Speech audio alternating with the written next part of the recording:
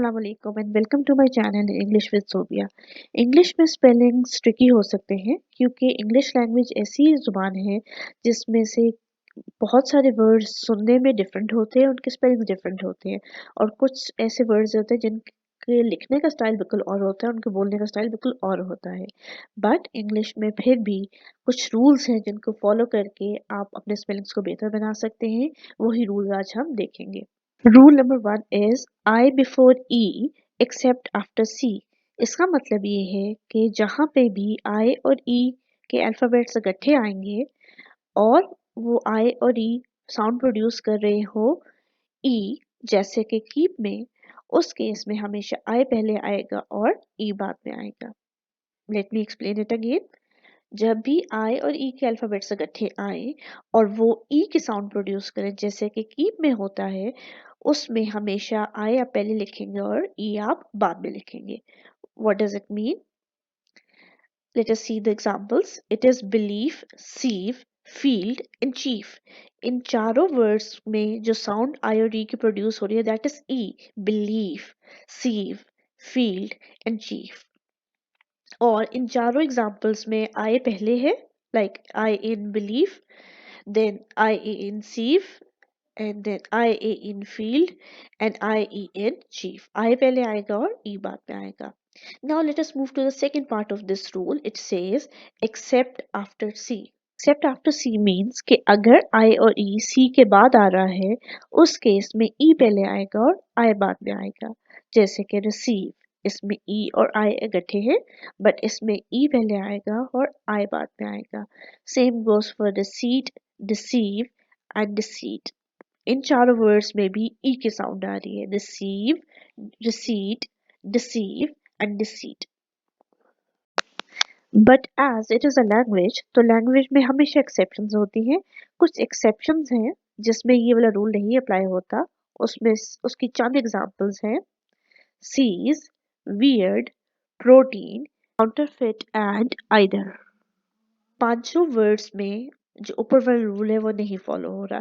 जैसे कि सीज है, इसमें अगर ऊपर वाला रूल फॉलो करे तो उसमें आई ई आना चाहिए, बट हियर इट इज ई आई।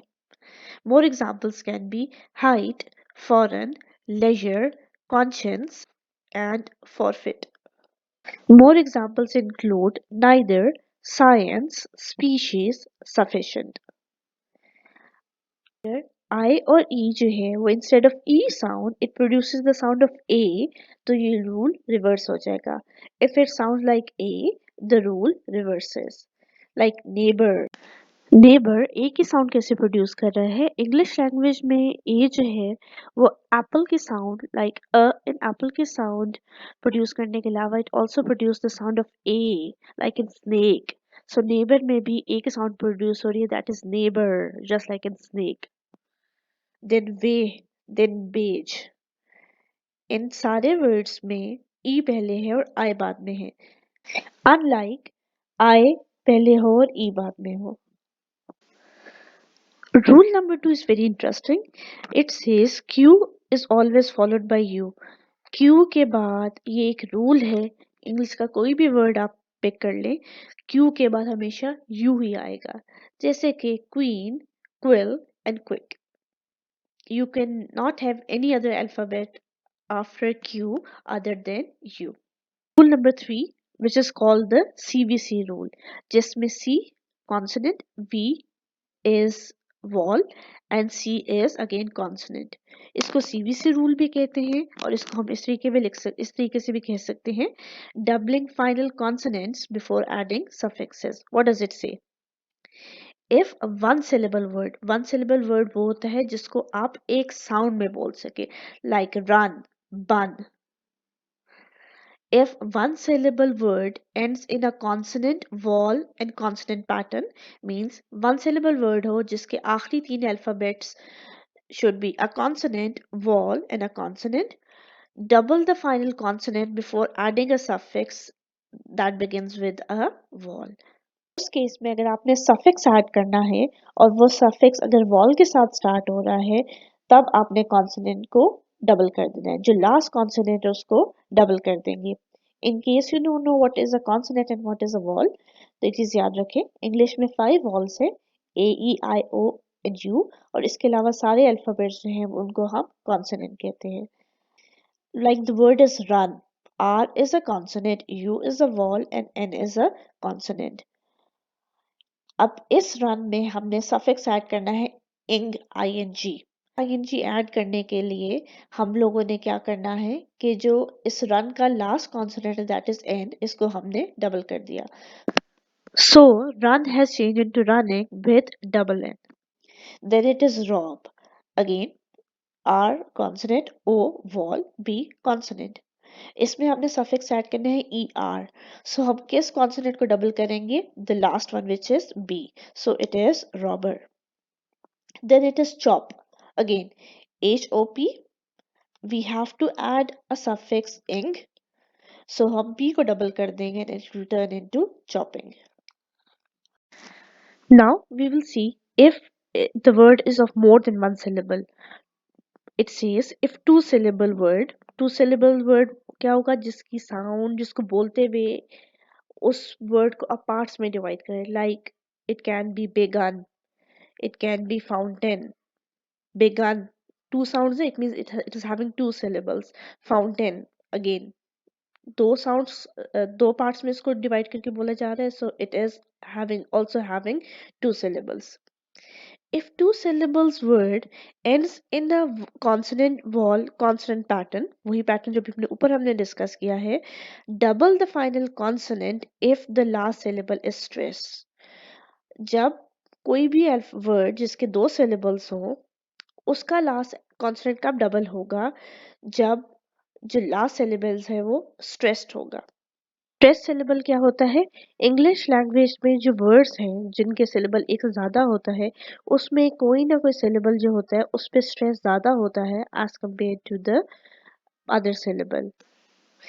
और यही एक रीज़न है जिसकी वजह से जो नेटिव स्पीकर्स हैं उनके बोलने का स्टाइल हमारे बोलने के स्टाइल में फ़र्क होता है, क्योंकि वो वर्ड को बोलते हुए भी कुछ सिलेबल्स को ज़्यादा स्ट्रेस करते हैं। स्ट्रेस सिलेबल वो सिलेबल होगा जिसमें आप ज़्यादा जिसको आप ज़्यादा ऊंचा या ज़्यादा स्ट्रेस देके बोले। जैसे कि द वर्ड इज बिगिन, इसमें जो सिलेबल स्ट्रेस है दैट इज गिन, गिन। टू सिलेबल्स बी गिन। अब क्योंकि इसमें लास्ट वाला सिलेबल या सेकंड सिलेबल स्ट्रेस है, तो इसमें हम ऊपर वाला रूल अप्लाई करेंगे that is doubling the last consonant. Last consonant है यहाँ पे N, so it is beginning. Similarly permit, permit में the last syllable is stressed, आपको मेरे बोलते हुए भी फील हो रहा होगा। सो इसीलिए जब इसको हम लोग इसमें हम सफिक्स ऐड करेंगे, सो it will B double T E D. Moving on to the consonant is not doubled if the last syllable is not stressed. अभी हमने देखा अगर last syllable stressed होगा तब consonant double होगा। अगर last syllable two syllable words का stress नहीं होगा तो last consonant double नहीं होगा। जैसे कि the word is benefit, इसमें फर्स्ट सिलेबल स्ट्रेस है, सो जब इस में आप सफिक्स ऐड करेंगे तो टी डबल नहीं होगा या एन डबल नहीं होगा and it will be benefited. Then suffer, again first syllable stressed, so जब इसमें आप सफिक्स ऐड कर रहे हैं so it will just be I N G. जिस तरह पिछले रूल में एक्सेप्शन थी, इस रूल में भी कुछ एक्सेप्शंस है। The words like worship, then kidnap and then handicap. The next rule is specific to the British English. It says, in British English, the consonant L is doubled even if the stress does not fall on the last syllable. अब अगर आपका कोई भी word consonant L पे ख़त्म हो रहा है तो उसका बेशक लास्ट सिलेबल स्ट्रेस ना भी हो, तब भी आपका जो एल है वो डबल होगा। जैसे कि द वर्ड इज ट्रैवल, इसमें आपका जो वर्ड है वो एल पे ख़त्म हो रहा है और इसमें हम सफिक्स ऐड कर रहे हैं ईडी, सो हम एल को डबल कर देंगे, it will be travelled.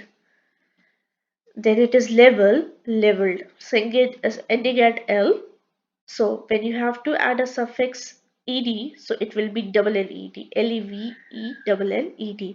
American English में it will be the opposite, उसमें आप जो लास्ट एल है उसको डबल नहीं करते। जैसे कि ट्रैवल, स्पेलिंग में डिफरेंस देखिए, ब्रिटिश इंग्लिश में it is E double L E D, it is with single L in American English, both are acceptable, आप किसी भी तरह से लिख सकते हैं, it won't be considered wrong. And level. Again, there are some exceptions. What is an exception? The word is parallel. Parallel already has double L once and then it is single L, so there is no need to do the doubling of L again. It is P-A-R-A double L-E-L-E-D. So जब इसमें suffix add करेंगे ed, so it will be with single L. P-A-R-A double L-E-L-E-D. If the word to which the suffix is added ends in double L, ऊपर वाले case में the word was ending in single L. इस case में if the word ends in double L, the second L is dropped. जैसे कि skillful, the word is skill ending in double L. जब इसमें आप suffix add करें full, so it will be with single L. Skillful, willful, W-I double L, you have to add a suffix full, so it will be with single L, W-I-L-F-U-L. Rule number 5 is all about the words which end in E. If words end in silent E, drop E before a suffix that begin with a vowel. It means अगर आपका कोई भी word silent ई पे ख़त्म हो रहा है, उस केस में अगर आपने सफिक्स ऐड करना है, ऐसा सफिक्स जो वॉल से स्टार्ट हो, तो उसमें आप इस ई को ड्रॉप कर देंगे। जैसे कि love, it changes into loving if you want to add a suffix ING. इस वर्ड में अगर आप देखें love, E is silent, the last sound is love B, इसमें आपने सफिक्स ऐड कर रहे हैं आईएनजी और ये सफिक्स जो है वो वॉल आई से स्टार्ट हो रहा है, तो उस केस में आपने ई को ड्रॉप कर दिया from the main word love and it has turn into loving. Similarly care, again E silent है, हम लोगों ने सफिक्स आईएनजी ऐड करना है, it begins with a vowel, so जब केयर को केयरिंग में कन्वर्ट करेंगे तो ई को हम लोग ड्रॉप कर देंगे and it will be CARING। Then it is move and moved, इसमें हम लोगों ने जो सफिक्स ऐड किया है दैट इज ईडी। इसको जरा गौर से देखिएगा, क्योंकि मूव के एंड में भी ई है, इस ई को हमने ड्रॉप किया और हम लोगों ने सफिक्स ऐड कर दिया ED. This suffix also begins with the Wall E, so move have changed into moved.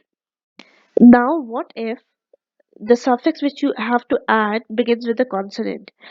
अब अगर आपका सफिक्स वॉल के बजाय कॉन्सोनेंट से स्टार्ट हो रहा है, उस केस में क्या होगा? It says if words end in silent E, the same rule as per the previous one.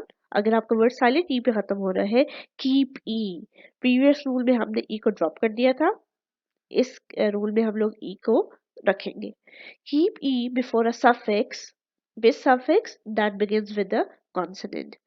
जैसे कि होप, अगेन ई साइलेंट है और इसमें हम सफिक्स ऐड कर रहे हैं फुल, बट इस केस में हम लोग जब होप को होपफुल बनाएंगे तो हम ई को ड्रॉप नहीं करेंगे, it will be hopeful. Similarly care and careless, इसमें भी कुछ एक्सेप्शंस हैं because it is a language just like I said previously, so exceptions are true, you have to add a suffix ly and it will turn into truly। इसमें हमने ई को drop कर दिया। then it is whole and holy, इसमें भी हमने ई को drop कर दिया, दो आपका जो सफिक्स है वो कॉन्सोनेंट से स्टार्ट हो रहा था। Other examples due and duly, nine and ninth, argument and awful. It's next part says if words end in CE and GE, अब हम उन वर्ड्स की बात कर रहे हैं जो CE और GE पे खत्म हो। Keep E when adding able and us, अगर आपके वर्ड CE और GE पे खत्म हो रहे हैं और उन वर्ड्स पे आपने सफिक्स ऐड करना है able एंड us, तो उसमें आप E को रखेंगे। जैसे कि notice and noticeable, notice is ending at CE, you have to add a suffix able, so you have kept E and noticeable के spelling ये होंगे NOTICEABLE। Noticeable. Manage, manageable, and peace, peaceful. अब अगर आपके वर्ड्स डबल ई पे खत्म हो रहे हैं, उस केस में आप ई को ड्रॉप नहीं करेंगे जब आप सफिक्स ऐड करेंगे, like see, it is ending at double E, so when you add a suffix ing, it will be seeing. Then it is agree, double e पे खत्म हो रहा है, you have to add a suffix able, it is agreeable. Next part says if words end in ie, it changes into y when adding ing. अगर आपका कोई भी word I पे खत्म हो रहा है और उसमें आपने सफिक्स ing ऐड करना है, तो आई जो है वो वाई में चेंज हो जाएगा, जैसे कि die and dying, it is ending at I, और इसमें अगर आपने सफिक्स ing ऐड करना है तो I will change into Y, so the spelling of dying will be dying instead of dieng. Then lie and lying, आई पे खत्म हो रहा है, you have to add a suffix ing, so ie changes into y and it will be lying, lying.